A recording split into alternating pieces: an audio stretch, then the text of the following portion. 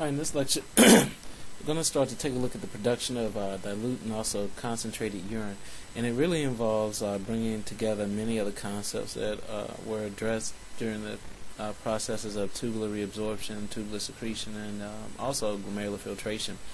Primarily, whether or not you form dilute or concentrated urine depends upon the level of ADH that's present within the body. When the level of ADH is relatively low, you'll typically make dilute urine. But as the level of ADH begins to increase, you'll typically move towards making more and more concentrated urine. Now what you see up here is an image of a nephron that typically plays out when we're going to talk about producing dilute urine. You'll see that there's a dashed line here, and this dashed line is meant to separate the renal cortex from the renal medulla below. You've got the nephron with its renal corpuscle, then you've got the various sections of the renal tubule, the proximal convoluted tubule, descending limb loop of Henle, ascending limb loop of Henle, distal convoluted tubule, and collecting ducts here. So we're going to talk about dilute urine formation. The overall concept that you should appreciate here is that when we start to look at blood and consider the solutes present in it, we refer to that as being the osmolarity of blood. And that's kind of like the total solute concentration or total solute load. Essentially what we mean when we say formation of dilute urine is this. The total amount of solutes that we have at the beginning of that filtrate will be dramatically decreased by the time we reach and ultimately form urine. So the urine is more dilute than what we started with. So here's how this whole entire process kind of plays out. I'll make this image a little bit bigger here so we can talk about some principles. Blood would of course enter the renal corpuscle via the afferent arteriole. It's filtered here at the glomerulus. Fluid is forced out into that capsular space and becomes filtrate. The osmolarity of that fluid is roughly around 300. As it enters the proximal convoluted tubule, you have to remember the proximal convoluted tubule is permeable to both water and solutes. So water and solutes are being reabsorbed. And essentially we get some balance between the filtrate with an osmolarity of 300 and the surrounding interstitial fluid with an osmolarity of 300 due to the fact that you're moving or reabsorbing solutes and water, and those two are essentially tied together. Now remember in the previous discussion I talked to you about what happens in the descending limb of the loop of Henle. As you go down the descending limb of the loop of Henle, you're going to be primarily permeable to water, not solutes. So as we go down this descending limb of the loop of Henle, it begins to remove water from this filtrate. Consequently, we see the osmolarity begin to increase. This occurs because, relatively speaking, since we're just removing water, now you would have more solute present. So as more and more water is pulled out, the osmolarity of this filtrate or tubular fluid will increase. And by the time you reach this hairpin turn at the bottom of the loop of Henle, we have an osmolarity that's increased from 300 to 3 times what it was previously of 900. Now, this technically is very much more concentrated rather than what we had to begin with. But as we begin to go up the ascending limb of the loop of Henle, remember the dynamics change. The ascending limb of the loop of Henle is relatively impermeable to water while being highly permeable to solutes. So, as we ascend through the ascending limb of the loop of Henle, look what happens to the osmolarity. The water will be trapped, the solutes are going to be reabsorbed, so as the solutes are removed, osmolarity decreases. It goes from 900 to 550 to 350, all the way down to 150 by the time we reach the border between the medulla and the cortex. As we transition into the distal convoluted tubule, which is permeable to both water and solutes, we'll see we're going to reabsorb some solute, mainly. There'll be a little bit of water reabsorption, but because we mainly see the reabsorption of sodium and chloride, and depending upon the presence or absence of PTH, calcium, we're going to see a dip in our osmolarity. So we go from 150 for an osmolarity to 100. And then we transition now into late DCT and collecting duct, areas that without the presence of ADH are going to be impermeable to water. So the water remains trapped. But remember, the principal cells throughout these areas can continue our reabsorption of things like sodium and potassium. So as we reabsorb varying amounts of sodium and potassium traveling through the late DCT and collecting duct, we're going to see our osmolarity begin to fall again because we're pulling sodium and chloride out as you go down the late DCT and collecting duct, and our osmolarity ultimately falls to around 65. We started with a fluid with an osmolarity of 300. It's now been diluted down to an osmolarity of around 65, so therefore we have dilute urine. Key thing to keep in mind here is this. This is really kind of like an application of the principles involving tubular reabsorption and secretion. It happens the formation of dilute urine will occur when the level of ADH is relatively low. So that's dilute urine formation, kind of in a nutshell there. I want to now compare that with the process of concentrated urine formation. Concentrated urine formation happens when ADH levels are high. It's primarily a function of your juxtamedullary nephrons. So the juxtamedullary nephrons are key. There's going to be kind of 4 major processes that all play out in order to allow for the overall process of the formation of concentrated urine to occur. The first of those is facultative water reabsorption. Facultative water reabsorption occurs under the direction of ADH. What it will cause, or what occurs here, is that you'll make areas of the renal tubule that are normally impermeable to water permeable. So when ADH is around, it causes, as we've said before, the formation of aquaporin tubes to be inserted into the late DCT and collecting duct. And therefore those areas become permeable to water, and you can reabsorb that water. Now, with the release of ADH, and therefore facultative water reabsorption, process number 1, you've given the water a way to be reabsorbed. But, as we've talked about before, we've said that the water follows the solutes. So, the second and third process that play out during the formation of concentrated urine don't provide you necessarily a way to reabsorb additional water. They give you a reason. So you need a way and a reason. Those 2 reasons are summarized in 2 processes, the first of which is called countercurrent multiplication. With countercurrent multiplication, we're going to see the abundance of the sodium, potassium, 2-chloride symporters in the ascending limb of the loop of Henle build up a tremendous osmotic gradient. And it's that osmotic gradient that will stimulate the reabsorption of water from the late DCT and collecting duct. In other words, it gives the water a reason to be reabsorbed. The other reason comes from the usage of something called urea. Urea is usually a waste product. The process is actually termed urea recycling. And with urea recycling, urea will be temporarily reabsorbed, and it's going to be recycled in order to build up an even greater osmotic gradient, giving the water even more of a reason to be reabsorbed. So you've got your way to reabsorb additional water, provided by facultative water reabsorption under the direction of ADH. And then you've got your reason to reabsorb additional water, which is going to be countercurrent multiplication and also urea recycling. At the end of the day, you also need to be able to exchange nutrients and waste, and you want to do so without completely messing up the reason that you're reabsorbing the water. So this is where the vasorecta come in. The vasorecta are highly structured. Their structure mimics that of the long loops of Henle of juxtamedullary nephrons.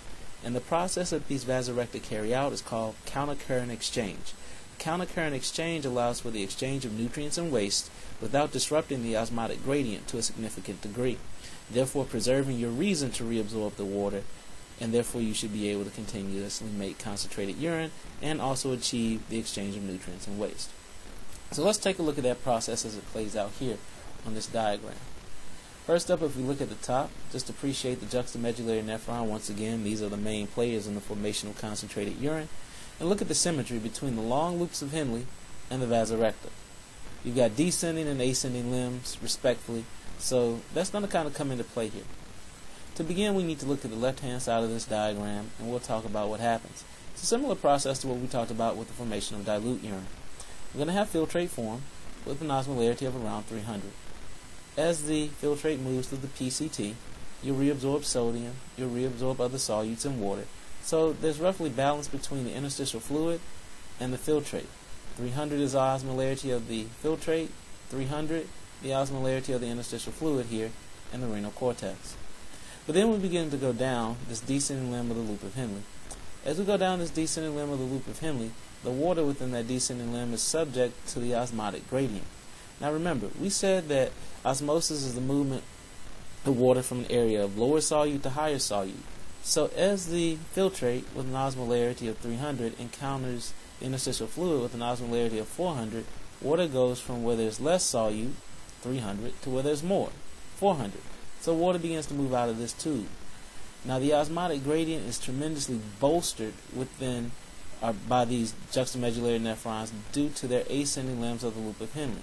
Remember, the ascending limbs of the loop of Henle have sodium, potassium 2-chloride symporters. they're going to be pumping sodium and chloride like crazy into this interstitial fluid, building up a tremendous osmotic gradient. So you see the area outlined here in green. Notice it indicates that the presence of the sodium, potassium 2-chloride symporters, and they're going to, as a result of their functioning, rather, you're going to have a tremendous amount of sodium and chloride building up in the interstitial fluid. This is going to create a great osmotic gradient, a very high osmotic gradient that will draw water out of this descending limb of the loop of Henle. It draws so much water out that what we have entering the loop, the hairpin turn of the loop of Henle, is now 4 times more concentrated. We went from an osmolarity of 300 to 1200 by the time we reached that loop, due to the fact that we're pulling out even greater amounts of water because of this buildup of sodium and chloride in the renal medulla as a function of the sodium potassium 2-chloride symport. Now the filtrate then turns up and begins to go up the ascending limb. You'll see the osmolarity begin to go down. Why? Because we're pulling all that sodium and all that chloride out. So the osmolarity begins to decrease because the solute, sodium and chloride, are being used to create this osmotic gradient to pull the water out of that descending limb.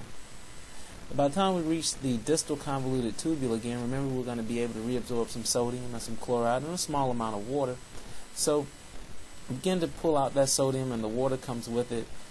We now see a little bit of an increased rate of water reabsorption, so we begin to have our elevation very slightly here of the osmolarity. We go from an osmolarity of roughly 100 to, by the time we reach the late distal convoluted tubule, 300.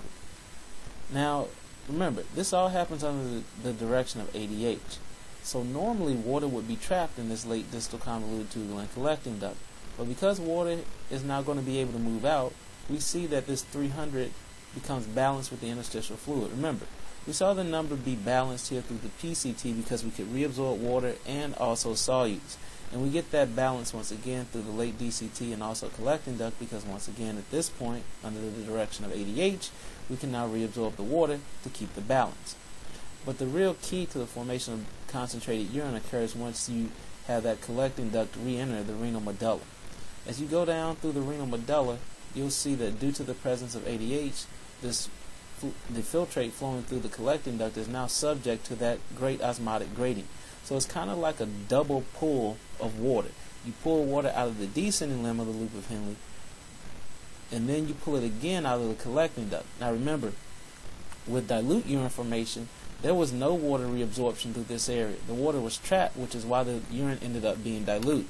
But because we can now pull water out of this area here, the late DCT and collecting duct, it's essentially like we reabsorbed water twice, so we're going to get even more water out, which is ultimately why we make, well, concentrated urine. So the filtrate with an osmolarity of 300, once again, will encounter an area with an osmolarity of 400, so we begin to see that water pull out. And then all this filtrate would progressively encounter areas that are more and more osmotic, 600, 800, 800 versus 1,000, and we would continue on. And ultimately what we end up with is urine with a concentration of around, osmolarity rather, of around 1,200. You ended up with urine that is highly more concentrated, 4 times more concentrated than what you had to begin with. Now I told you there was another effort to try and give you a reason. I mentioned to you already the sodium potassium 2-chloride symporters. They carry out the process of countercurrent multiplication. Countercurrent multiplication, all it is really multiplying or increasing the osmotic gradient. We call it countercurrent because the filtrate goes down and then goes up. So the two different directions are the countercurrent. And then the upward direction, that allows for you to multiply the osmotic gradient. The other reason is provided by urea recycling. Urea, a waste product usually found within urine, will be reabsorbed. While it sits within this interstitial fluid, it technically is going to be a solute that is going to contribute to the osmolarity. And remember, where the solutes go, the water must follow, even if that solute is a waste product. So as the urea sits within this interstitial fluid, it promotes greater facultative water reabsorption. Ultimately, that urea is picked back up by the loop of Henle, and when it is, it can therefore flow back and then be recycled again to continue to build up that osmotic gradient. So that's the first 3 processes of the formation of concentrated urine and how they kind of come together. Like I said, you got your facultative water reabsorption, countercurrent multiplication, and also urea recycling. Now let's talk about the process of countercurrent exchange. This process is carried out by vasorector. And what you have over here on the right hand side is an image approximating the vasorector with its descending and also ascending limbs. The blood has an osmolarity of roughly 300 milliosmoles. So as the blood begins to flow through this descending limb of the vasorector, it too is also subject to the osmotic gradient created by these juxtamedullary nephrons. So the blood having an osmolarity of 300, the interstitial fluid having an osmolarity of 400. Remember, the solutes go from where the solutes are lower in amount, which in this case would be the blood, to where the solutes are greater. The water, rather, goes from where the solutes are lower in amount to where the solutes are greater. So water begins to be pulled out of blood. Now, this is something that a lot of people usually get tripped up by. We're talking about blood here, not interstitial fluid. The goal of forming concentrated urine ultimately is to put water in your blood. Realize that what's happening throughout this descending limb of the vasorector is water is leaving blood, which is what we do not want to happen. Why? Because this process of forming concentrated urine is designed, like I said, to put water in your blood. But number two, as this water would leave, it would completely dilute this osmotic gradient, another negative effect that would prevent us from forming concentrated urine. So you see water leaving throughout this entire descending limb of the vasorector. The solutes always go from where their concentration is highest to where it's lowest. And remember, the main solutes we're dealing with here are sodium and chloride. So the sodium and chloride actually end up diffusing back into blood. Everything that's happening throughout that descending limb of the vasorector is basically going to obliterate and mess up all of the efforts of countercurrent multiplication. It's going to disrupt it. And that would disrupt your ability to make concentrated urine. But what we see next is that as we reach the hairpin turn of the vasorector, the blood begins to flow up this vasorector. And the same influences that we saw going down will influence the blood as it moves up the ascending limb of the vasorector. So now we have blood with the osmolarity of 1200 encountering an area where the osmolarity would be 1000. So 1200 encountering an area a little bit higher above it with an osmolarity of 1000. Remember, the solutes always go from where the osmolarity is greater, which in our case at this point would be the blood, to where the solute concentration is lowest. So you see the sodium and chloride begin to move out. The water is moving back in because it's moving from where the osmolarity is lower, which would be 1000 outside, to where the osmolarity is greater, which is 1200 inside. So essentially, the process now reverses as you go up the ascending limb. The sodium and chloride we gain move back out, the water moves back in, and by the time you ascend up this ascending limb of the vasorector, it's basically a situation where I say you have no harm, no foul, because the osmotic gradient will be basically kept intact because the sodium that you gain gets put back out and the water that you lost comes back in. Now realize as you move or exchange the fluid, the water, you exchange nutrients and waste. So during that process of the fluid leaving, you may be delivering the nutrients, and as the water is picked back up, the waste products are reabsorbed. So you see very little change in the osmotic gradient established due to countercurrent multiplication, and that maintenance of the gradient is a function rather of the vasorector with their process of countercurrent exchange.